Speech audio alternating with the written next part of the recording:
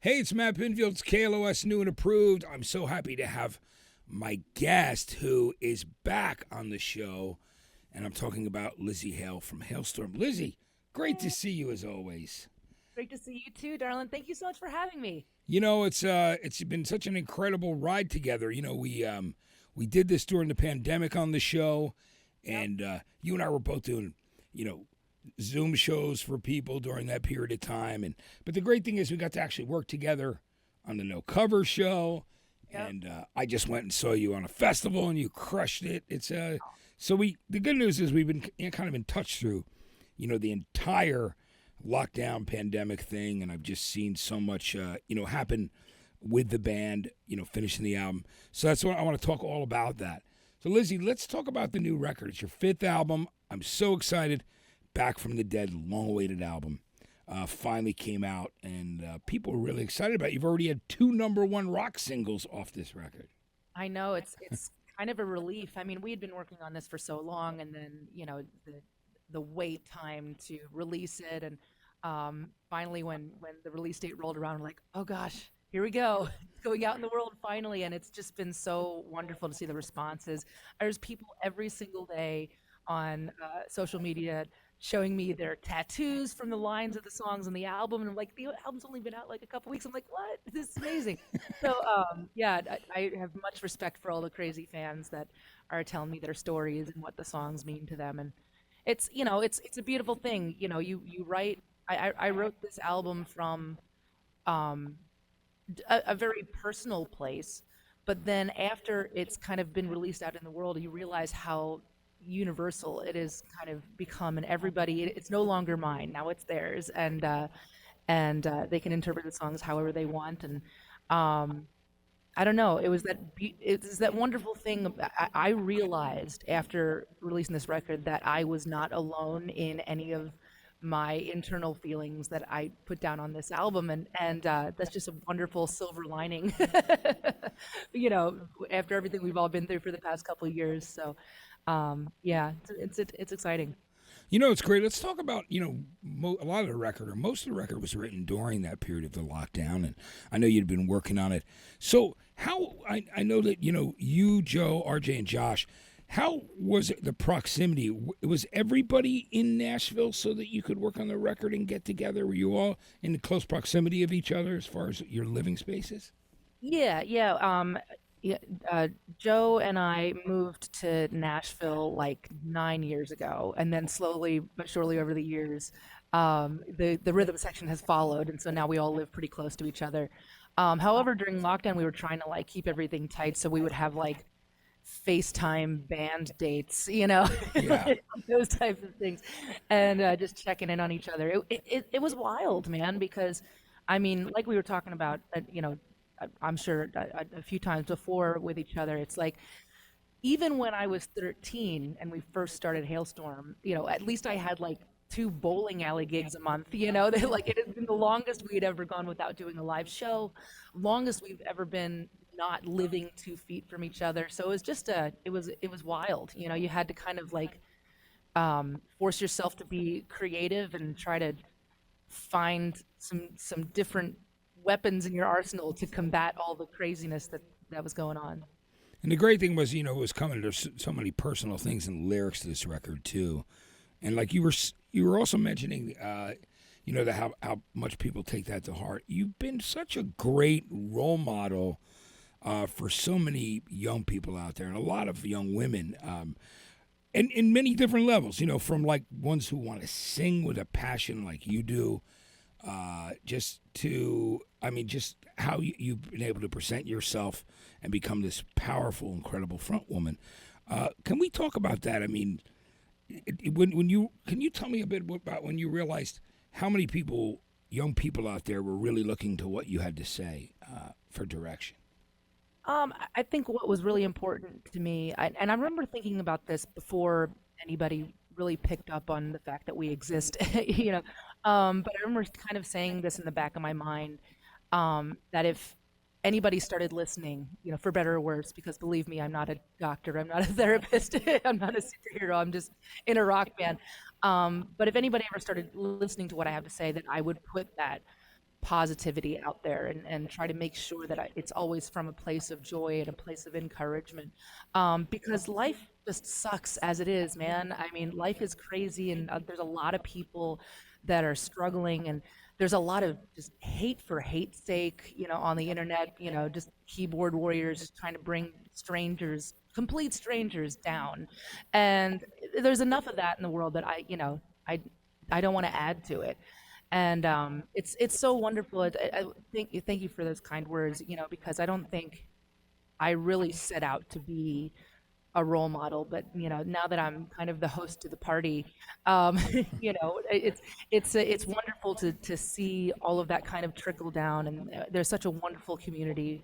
All of our Hailstorm fans, they call themselves the Freak Family, and I can go in there at any point in time, in any one of my feeds, and there'll be somebody that's like, "Hey, I just had a really tough night," and then everybody will just pounce and jump in and be like, "Hey, DM me. Hey, call me. Hey, you know, don't worry, we're here for you." And so it's just wonderful to see.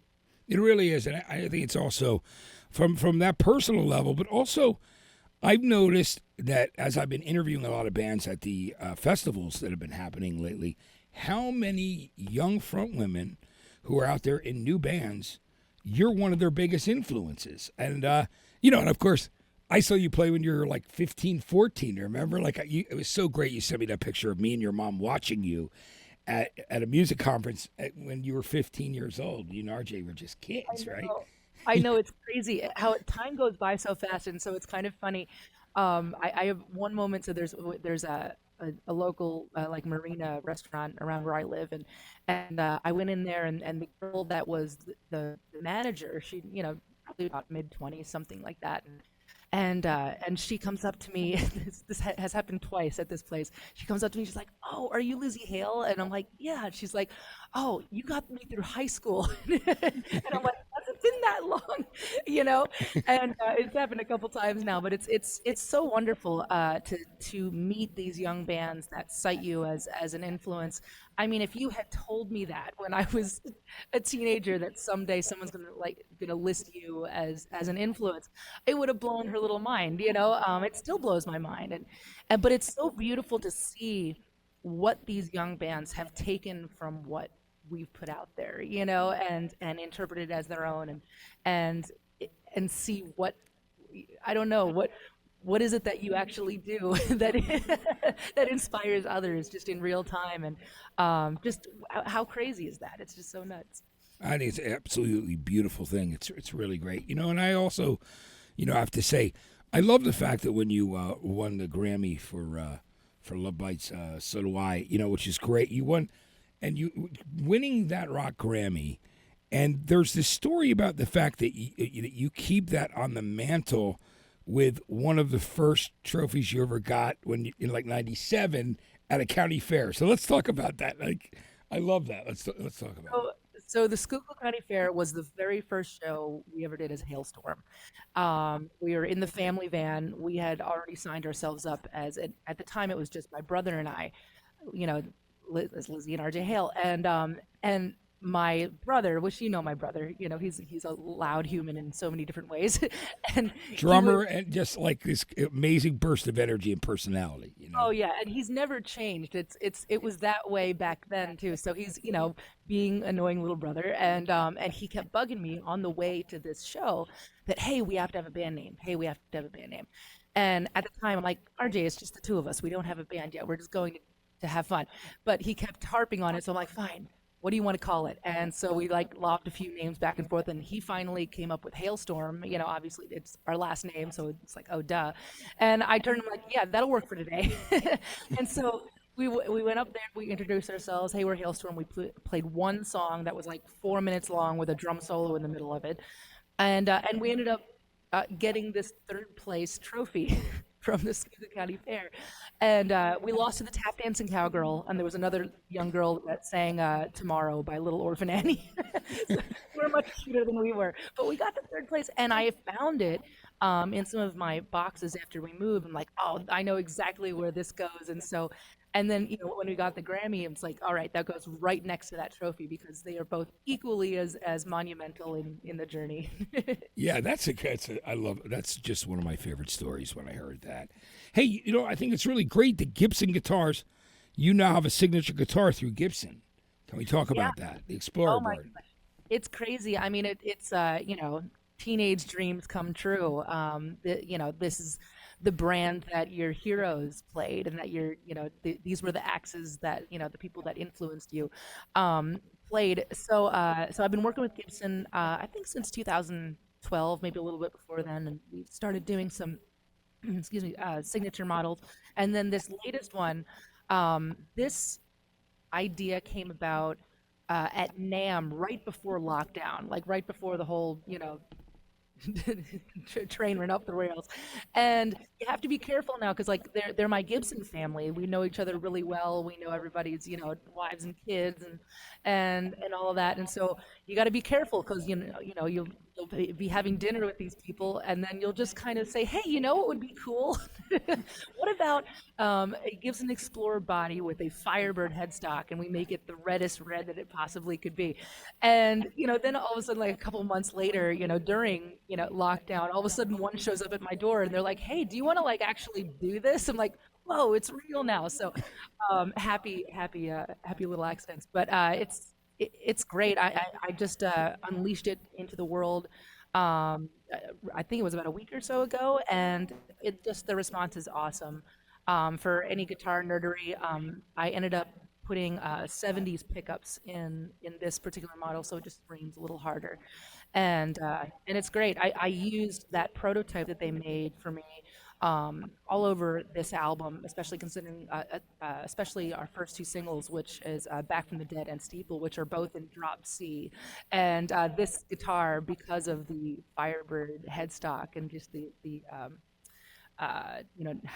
just the length of the neck and everything, it actually stays in tune really great. So so it worked for the drop tunings because I don't know why we do this to ourselves. We just keep trying to make it heavier.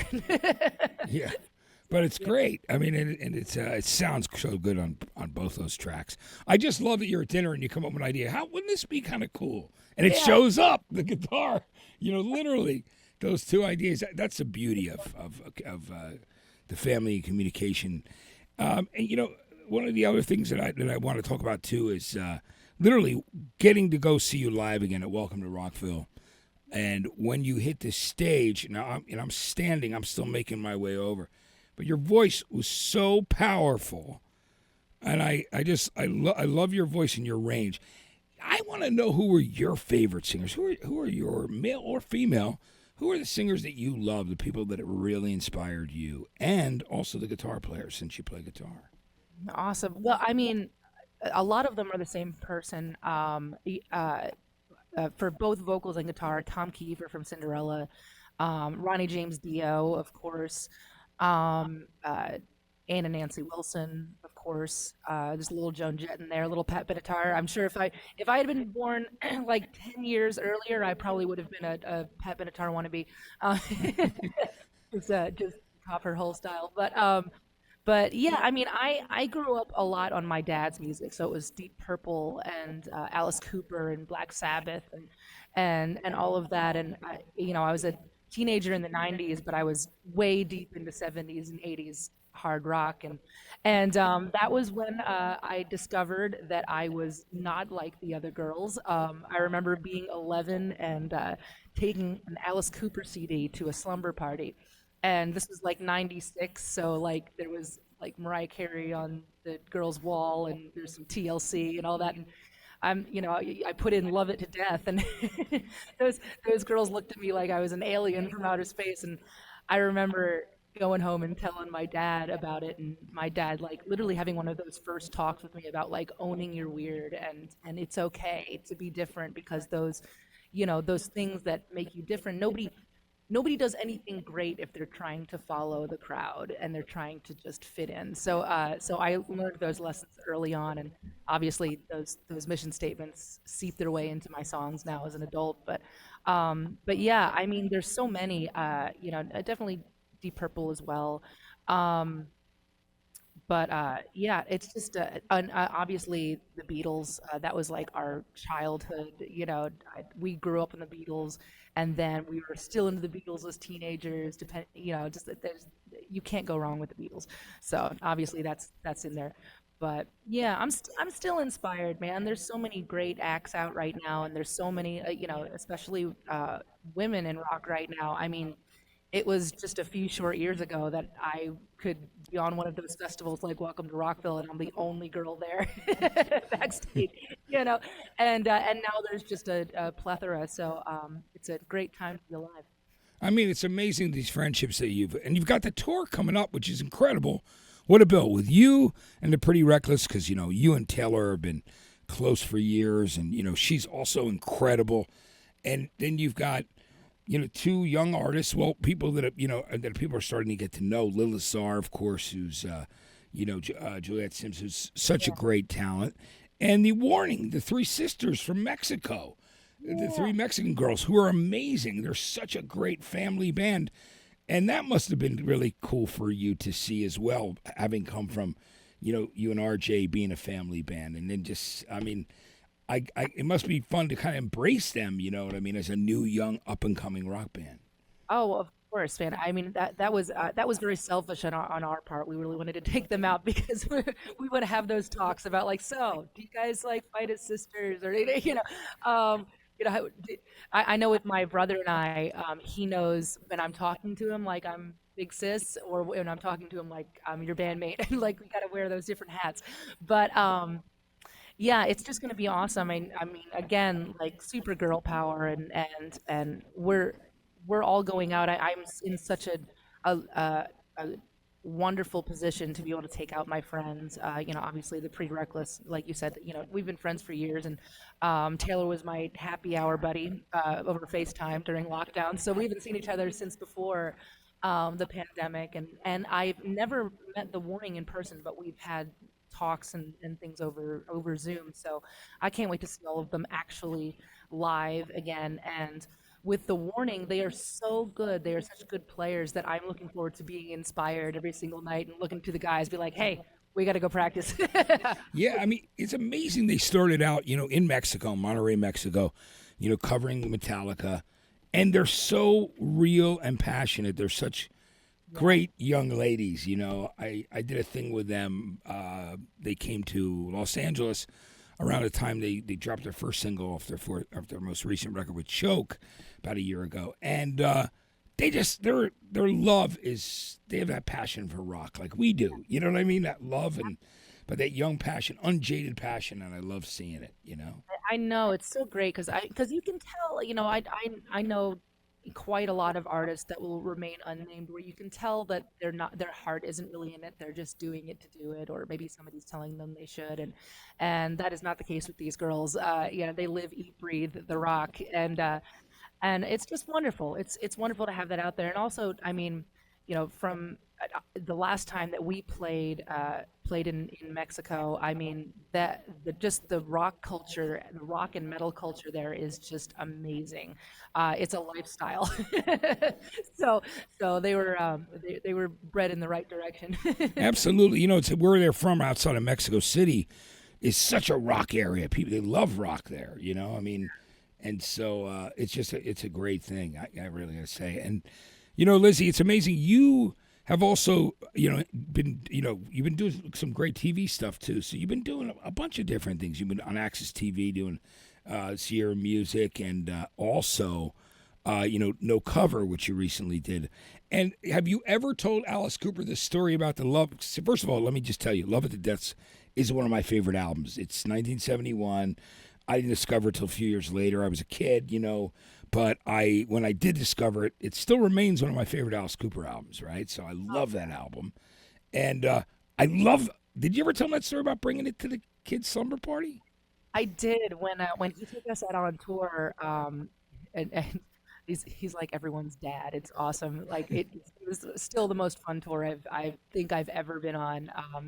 He's just so full of joy. He took all of us out to dinner one night. He's like, come sit, next to me, and so we're chatting and having our diet cokes, and and I told him that story, and he looks at me and he's like, "Oh, I'm so proud that I was the one who who, who made you discover that you were weird." Like he was like a proud father, you know. And I'm like, "Yeah, that was like that was my introduction." And so it was wonderful to finally be able to tell that story after all those years. And I ended up telling my dad afterward. I'm like, "Dad, I told him the slumber party story." That is the coolest. I love that. You know, and I've also got to say, what I read recently, I thought was really just so great is that you were speaking about Pride Month, and you were talking about being unapologetically bisexual, which I thought was great. And you also talked about, when you were younger, knowing that you were different, that you had a different view. Talk to me about that because I think that's a beautiful thing that you shared that. Well, I think that the more that I am open and honest with the people that follow me and even the people that are just discovering me for the first time, it's always better to err that way.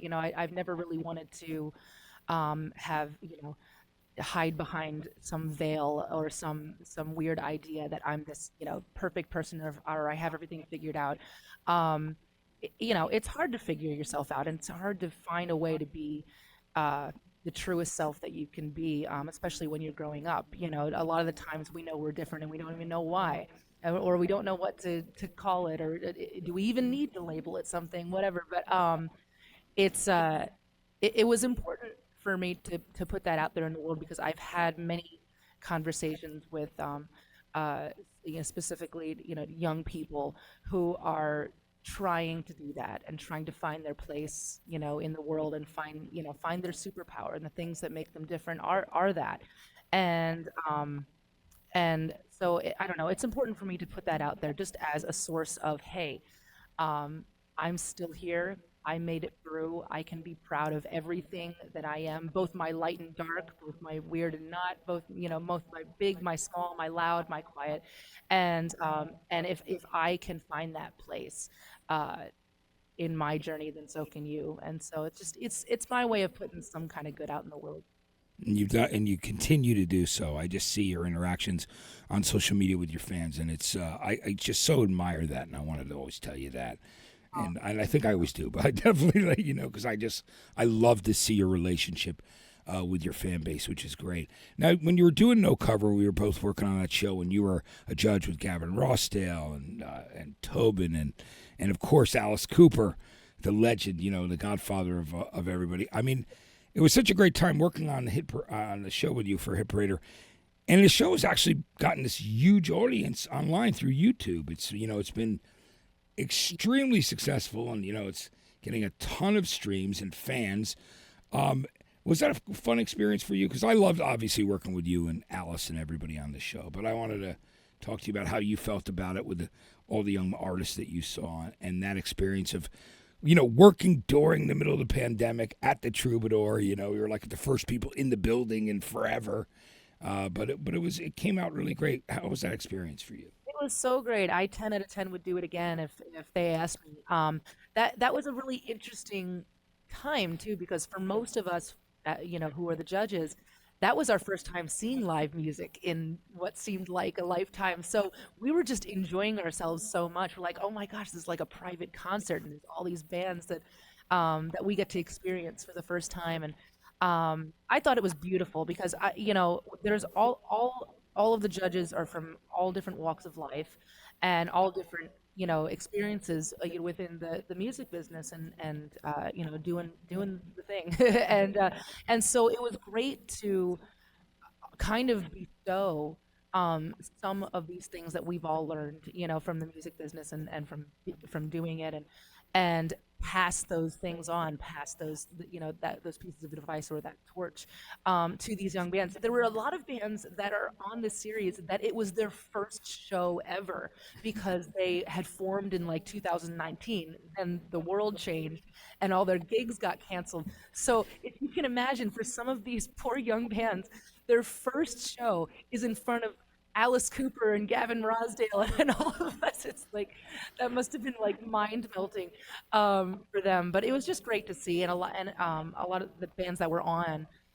we keep in touch over social media, and I have a couple plans in order to just to see some of the bands that were on the show and in their own gig and see a whole thing. So like I have so many people that I want to see.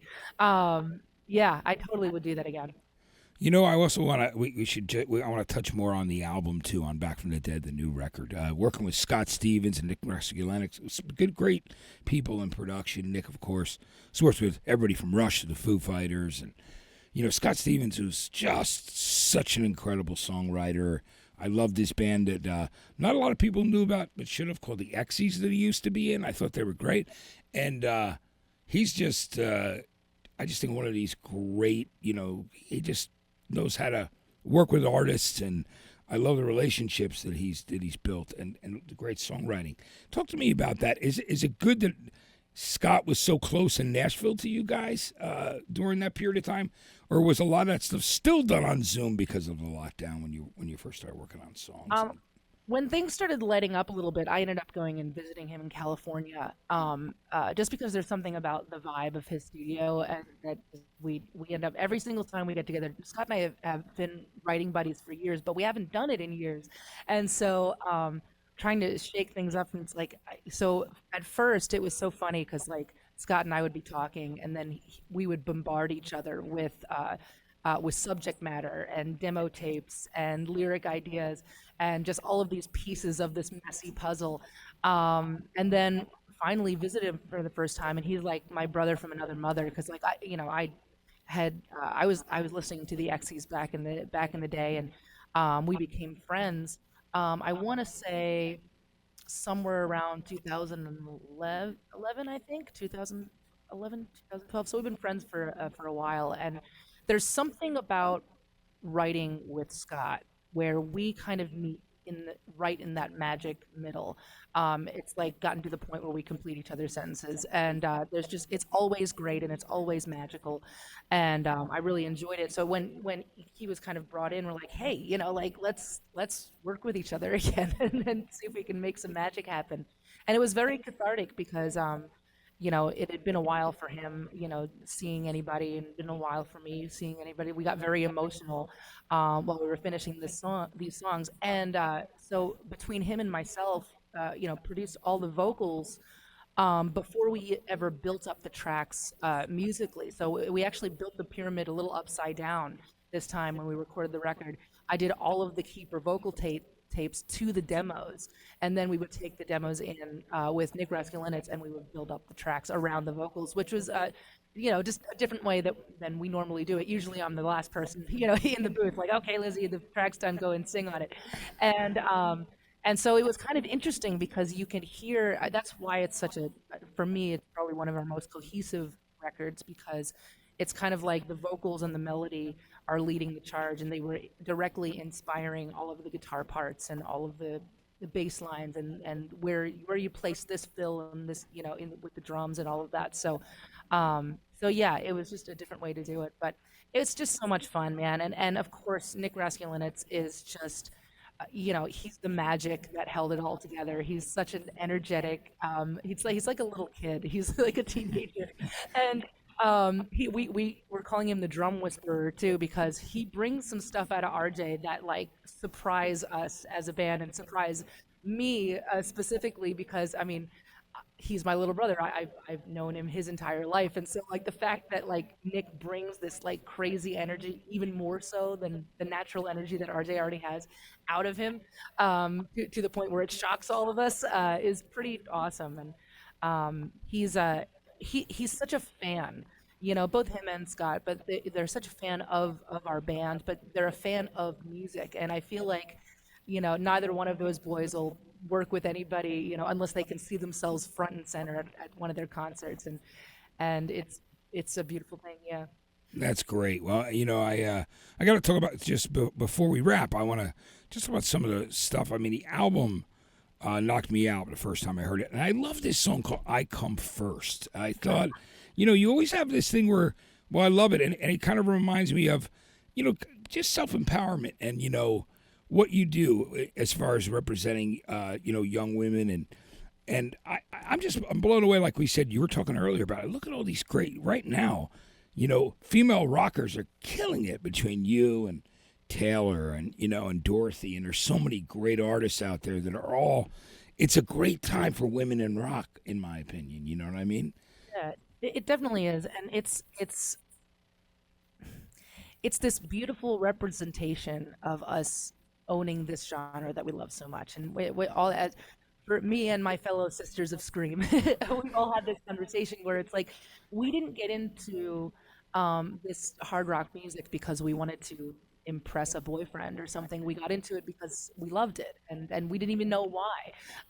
And but we knew we had to chase after this. So the fact that there's so many women representing, and I mean, just at Welcome to Rockville alone, I mean, that whole day was just, I was like, I couldn't get around to see everybody. Like there was so many, and everybody was just playing on top of each other. I'm like, so it's just, it's wonderful because like I said, and it's not just the women that are on stage. There's female lighting techs and producers and floor managers and all of that, and it's just becoming just more equal and more normal than it ever was, and that's great to see. But with "I Come First," I'm glad you love that song. That's awesome. I don't know if I was expecting that, but I'm Yeah. so glad. And that one, it was funny. That one took the least amount of time uh, to write and finish because that was kind of an experiment.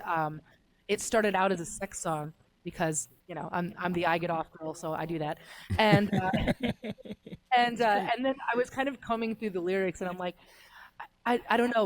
We kept hearing it back, and I'm like, guys, I don't know. There's like some whips and chains in here, and I'm like, it just sounds a little like I'm forcing the sex onto it. Like, let's see what happens when I take all of those lines out. And so I re- I ended up fixing all the lines, and then I'm like, oh my gosh, now it's like a self-love empowerment song. Sweet, that'll work, you know. And That's funny, great. the funny thing, Matt. So I changed the lyrics. Um, I guess after somebody, whoever was in charge of putting our artwork together for the album, somebody gave him the original lyrics. So for the early vinyls, so it's changed now. But if anybody has like the first pressing of this vinyl, it has all of the sex lyrics in there, even though you're not listening to to the right track. Because all of That's them, great. they're like, "Why are you talking about this stuff?" Like, when did you change the lyrics? I'm like, "Oh no, slight oversight." That's amazing. Always check first before you send those emails. Yeah, exactly. That's such a great story. Do you know what the next single's going to be? Did you guys make a decision on it? We're gonna end up releasing Wicked Wicked Ways. Ways, right?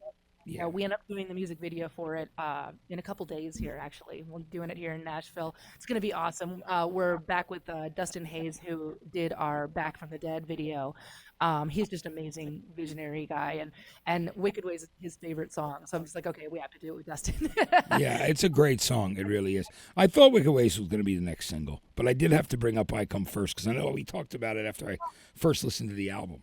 Honestly, there's so many on the album that are literally vying for position. Like if I go on to Spotify or even just the spins on iTunes or what have you, like there are so many of them that are so close, like with just the reach that they're having right now with the fan base, and we like to take that into consideration every time we try to pick a single, where it's like, okay, what's making the most noise, what's raising their hand right now. And I mean, it could be I Come First. We're getting a lot of tracks, like a lot of people are talking about Strange Girl right now. What Yeah. was the one? Bright Side. That Bright Side. Ironically, the darkest song in the album. Which is great. That's my Alice Cooper influence talking. Just Yeah. the juxtaposition between the two. Yeah. That's great. I mean, it's good to have that kind of problem, right? Where there's so many songs that people love and are. And it's crazy because you never know. It's when you're writing and you're creating, and I mean, we're proud of the album, but the wait up until we released it, and then all of a sudden it gets out in the world. We're like, did we do the right thing? I don't know. Here it goes. It's like go play nice with the other kids. Yeah. Yeah. No. But yeah, we're proud of it. There's so many great ones on this album that I would not mind being singles. And that's interesting for me because I realize this. So that it's so funny for both Love Bites. So do I off of The Strange Case of, and I Get off of the first album. None of us in the band thought those two were going to be singles. We're just like, oh, that'll be fun to play live. And so it shows what we know. The people speak. We try to listen. Right, and you ended up winning a Grammy for the one, which is so great, right? Because you were like, you probably thought it was an album track, right? At that point. It's so crazy, and it's funny, and because it was for rock and metal performance, which we ended up working really hard on that album. Making sure that the energy and the performances were right, and so it was just such a neat moment for the guys and I. I remember kind of telling them after, and it's like, okay, maybe everybody kind of thought we were crazy for like when we do this rock band thing, but I think it's okay. I think we can. I think Yeah. Well, and I was speechless when they called the name. I'd had some things that I had in my head prepared, and I completely like blanked. So, thankfully, my brother I think has been working on his acceptance speech since he was like 10. So it's great. most of the talking when we got up on the podium there. But yeah, what a crazy time. Yeah, that's fantastic. Well, Lzzy, I want to just tell you how great it was to catch up with you today. Love having you back on the show. And So, I love you, Matt, and you've been a part of our family for so long, and it's just always great to catch up with you. And it was great to see you in person at Rockville, and we're going to be on all the summer festivals and stuff coming next year, and a lot of the stuff out on tour. So, I hopefully we'll cross paths, we'll bump into each other again. oh, I'm sure we will. It was great backstage at Rockville, and speaking of, like I said, with all the women that were there, it was like you and Bones UK and Lil Czar and Dead Deads and all these cool bands. There were so many. It was so representative of what's going on with females in rock, and the guys too. Everything. It was a great feeling. Everybody being out at a festival, hanging out together again, not having to be stuck, afraid to leave their trailers or everything. It was just what a great feeling that was. To see Oh, it's everybody. like a family reunion, Yeah. even it always is at those festivals. That's why we love doing them so much.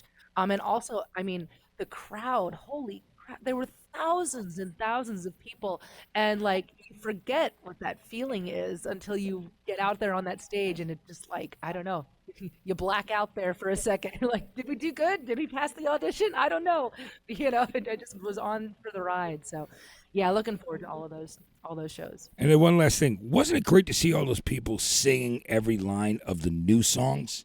Oh yeah, dude, I was not expecting that whatsoever. Because like I literally had said that backstage. I'm like, guys, I know we're like throwing in some new stuff, but there's probably gonna be a lot of people that are just absorbing it. They're not necessarily gonna be singing. And there were so many people just singing everywhere. And then like you see all the videos that come out, over the next couple days of people just singing their heart out while you're doing it. I'm like, it's just awesome. Like what a wonderful thing. And if I can, for anyone that's watching, thank you so much for enabling myself and my bandmates to do what we love every day. Never forget how important you are to the bands that you go see. We are able to do all of this together because of you and because of the fans and crazy people that stand out in the festivals all day, like sweating, and drunk and Yeah, we have a grand appreciation and very grateful for you all. that's great. Well, Lzzy, thank you so much for joining us today. It was just so great to have you on the show. Oh, great to see you, man, and anytime. Just put up a pup tent in the studio for me. I'll hang out for a couple days. Yeah, I appreciate it. You're always fantastic, Lzzy. It's great to see you. Lzzy Hale, everybody, and that I got to tell you was so much fun. It's always great to catch up with Lzzy. I've known Lzzy since she was 14, 15 years old, seeing her play, starting out. There's nothing more beautiful than seeing someone who loved music as much as she did and followed her dream and just it just literally didn't take no for an answer, and just how great they're doing now. So, Lzzy Hale, Halestorm, the new album is of course called Back from the Dead. I'm Matt Pinfield. This is KLOS, new and approved. Thanks so much for watching.